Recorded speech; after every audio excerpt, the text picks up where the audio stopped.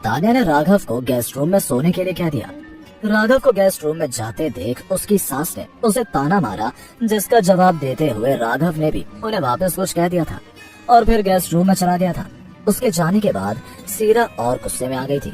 उसको ये बात बिल्कुल पसंद नहीं आती थी कि कोई उसे पलटकर जवाब दे। उसका गुस्सा देख तान्या के डैड चुप नहीं रहे और उन्होंने अपनी वाइफ सीरा से कहा, तुम क्यों हर वक्त इसके पीछे पड़ी रहती हो? तुम्हें पता है कि उसका मूड खराब था तो उसे क्यों ऐसे बोल रही हो? वहीं राघव का दिमाग इस वक्त बिल्कुल सुन्न हो गया था। उसे अच्छी तरह याद था कि उसका बैलेंस बहुत ज्यादा था, लेकिन आज जब उसने 2 साल बाद अपना बैलेंस चेक किया तो जैसे उसके ऊपर आसमान ही गिर पड़ा था। वो यही सोच रहा था कि अच्छा हुआ कि तान्या ने ये कार्ड लिया नहीं, वरना उसकी इज्जत का तो कचरा हो जाता। तभी उसने आनन फानन में अपना फोन उठाया और अपने दादाजी को फोन लगा दिया, क्योंकि वो ये बात अच्छे से जानता था कि हो ना हो इसके पीछे उनका ही हाथ था। फोन की 2 घंटी बजी और दूसरी तरफ से एक बूढ़ी लेकिन जोशीली आवाज आई, मेरे शेर, तुम्हारी शादीशुदा जिंदगी कैसी चल रही है? जो लड़की मैंने तुम्हारे लिए चुनी थी वो अच्छी तो है ना? राघव के दादाजी का नाम हिम्मत सिंह राठौर था। जैसा उनका नाम था वैसे ही उनके काम थे। वो बहुत ही आराम पसंद और रसूख वाले आदमी थे। उनकी बातें इतनी मोहक थी कि वो जानते थे कि उन्हें किससे कैसे काम लेना होगा। राघव की जिंदगी के फैसले भी वही लेते थे। राघव ने अपने दादाजी की बातों को अनसुना करते हुए उनसे गुस्से में सीधा सवाल पूछा, दादाजी मेरे पैसे कहाँ हैं? आपने मेरे पैसों का क्या किया? मैंने आपके लिए अलग से पैसे दिए थे, लेकिन आपने तो मेरे भी। दादाजी ने बहुत आराम से कहा, अरे बचाए तो थे मैंने तुम्हारे लिए, और पैसों का क्या है बेटा, आज है कल नहीं। राघव को इस बात से और उलझन हुई और वो गुस्से में बोला, दादाजी 10,000 रुपए बस, ये बचाए आपने मेरे लिए? मुझे समझ नहीं आ रहा कि आपने मेरे पैसों का किया क्या है। दादाजी बहुत आराम से जवाब देते हुए बोले, अच्छा 10,000 ही बचे हैं क्या? अरे हाँ याद आया, हो सकता है कि जो कोठी मैंने पिछले महीने ली थी वही लग गए होंगे पैसे। तेरा दादा बूढ़ा हो गया तो मेरे लिए तू एक कोठी भी नहीं ले सकता क्या? बेटा मैं तो अभी बूढ़ा हूँ, लेकिन तू तो अभी जवान है, इतना पैसा तो तू जल्दी वापस भी कमा लेगा। दादाजी ने अपनी बात पूरी की और वो प्यार से हंसने लगे। राघव ने थोड़ा सोचा और फिर गहरी सांस लेते हुए उनसे बोला, मैं अब आपकी सारी चाल समझ गया हूँ। पहले आपने मुझे प्राइवेट कमांडो की नौकरी करने के लिए कहा और जब मुझे उसमें मजा आने लगा तो आपने मुझे वापस बुला लिया। फिर आपने मुझे एक आम जिंदगी जीने के लिए कहा और अब मुझे सब कुछ साफ साफ समझ में आ गया कि आपको मुझसे पैसा ही चाहिए था। दादाजी को ये सुनकर थोड़ा अटपटा लगा और उन्होंने राघव को आराम से समझाते हुए कहा, तू जोश में होश मत खो बेटा, जैसा तू सोच रहा है वैसा कुछ नहीं है, मैंने सब कुछ तेरी भलाई के लिए ही किया है। तभी पीछे से एक औरत की आवाज आई और दादाजी ने राघव से कहा, सुन मैं फोन रख रहा हूँ, अब तेरी दादी बुला रही है मुझे। राघव कुछ बोल ही रहा था कि फोन कर चुका था। उसे समझ नहीं आ रहा था कि वो अभी क्या करे। उसने कभी नहीं सोचा था कि उसके अपने दादाजी उसके साथ ऐसा करेंगे, जबकि वो उनकी हर बात मान ही रहा था। उसने अपनी कमांडो की नौकरी से लाखों रुपए कमाए थे, लेकिन अब उसके पास कुछ भी नहीं था और इन सबका जिम्मेदार वो अपने दादाजी को समझ रहा था। उसे याद आ रहा था कि जब वो छोटा था तब अपने दादाजी को मार्शल आर्ट्स और कुश्ती करते हुए देखा करता था। उन्हीं को देख देख कर वो बड़ा हुआ था। वो अपने दादाजी के साथ हर कंपटीशन में जाता था। उसके दादाजी ने अपने जमाने में खूब पैसे कमाए थे, क्योंकि उनकी स्किल्स के आगे बड़े बड़े नहीं टिक पाते थे। वो अपने साथ साथ राघव को भी ट्रेन करते थे, लेकिन राघव को उन्होंने सीक्रेट मिशन पर भेजना शुरू कर दिया था, जिससे उन्हें बहुत पैसा मिलने लग गया था और राघव को भी धीरे धीरे मजा आने लगा था। उसने इतने सारे मिशन पूरे कर दिए थे कि कई लोग उसकी जान के दुश्मन बन चुके थे। फिर एक टाइम आया जब हर तरफ राघव का नाम फैल गया था और वो एक बहुत बड़ा कमांडो बन गया था कि तभी उसके दादाजी ने उसे वापस बुला लिया। उन्होंने राघव की शादी अपनी चुनी हुई लड़की से करवाई, जो मुंबई की थी और जिनका रहन सहन उनसे बिल्कुल अलग था। वहीं राघव की आम जिंदगी सच में आम नहीं थी। वो अपना घर छोड़कर शादी के बाद मुंबई आकर तान्या के घर रहने लग गया था। यहाँ उसे घर का हर एक काम करना पड़ता था, जैसे खाना बनाना, कपड़े धोना, बाजार से सामान लाना। उसने खुद के लिए यह जिंदगी कभी नहीं चुनी थी, लेकिन अब उसे इस जिंदगी को जीना भी पड़ रहा था। तभी राघव ने खुद से कहा, छोड़ यार, वैसे भी ये पैसे मैं वापस कमा ही लूंगा। वो अपने बेड से उठा और मार्शल आर्ट के एक्शन करने लगा। उसने जैसे ही प्रैक्टिस शुरू की, उसके शरीर में जैसे करंट दौड़ने लगा।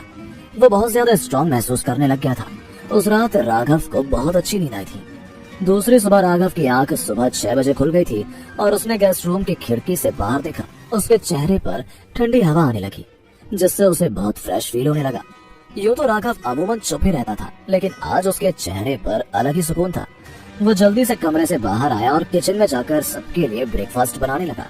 सीरा ने पिछले 2 सालों में उसे घर का काम सिखा सिखा कर उसे एक्सपर्ट बना दिया था और धीरे धीरे राघव को भी इन कामों में मजा आने लगा था। वो अभी ये सोच रहा था कि जब वो किसी मिशन पर जाता था तो उसके ऊपर मरने का खतरा हमेशा ही मंडराता रहता था, लेकिन अभी ऐसा बिल्कुल भी नहीं था। वहीं सीरा भी उठकर अपने कमरे से बाहर आ गई थी। वो जल्दी इसलिए उठकर बाहर आती थी ताकि वो राघव पर नजर रख सके। राघव घर का काम बहुत अच्छे से मन लगाकर करता था, लेकिन सीरा फिर भी उसमें कोई ना कोई कमी निकाल ही देती थी। वो राघव के पीछे पीछे घूम घूम कर उसका काम देखती थी और जहाँ भी उसे मौका मिलता तो वो उसे ताना मारना शुरू कर देती थी। कभी कभी वो चीजों पर लगी धूल को दिखाकर बोलती थी कि तुमने सफाई ठीक से नहीं की, तो कभी खाने में नुक्स निकाल देती थी। सीरा ने राघव का टाइम टेबल बनाया हुआ था और उसे खुद हर काम की ट्रेनिंग दी थी। उसने राघव को किचन में देखा तो उससे कहने लगी, राघव तुम ये सब हमारा पैसा हड़पने के लिए कर रहे हो ना, लेकिन एक बात ध्यान रहे, मैं तुम्हें फूटी कौड़ी भी नहीं लेने दूंगी। सीरा का बस चलता तो वो आज राघव को अपने घर से बाहर निकालती, लेकिन अभी वो कुछ कर नहीं सकती थी, इसलिए वो राघव को ही सुनाती रहती थी। राघव ने अपनी सास सीरा से कहा, माँ आप मुझे 2 सालों से ये सब बोल रही हो, आपको लगता है कि मैं ऐसा कुछ करना चाहता हूँ? सीरा ने गुस्से में कहा, राघव मेरे सामने बोलने की जरूरत नहीं है, तुम आजकल कुछ ज्यादा ही बोल रहे हो। जल्दी से मेरे लिए नाश्ता लेकर आओ और हाँ ये याद रखना, आज नहीं तो कल मैं तुम्हें यहाँ से बाहर निकाल कर ही रहूंगी। सीरा राघव पर ऐसे चिल्लाती थी जैसे कोई अपने नौकर पर चिल्लाता हो। राघव किचन से ब्रेकफास्ट लेकर बाहर आया और उसने वो डाइनिंग टेबल पर रख दिया।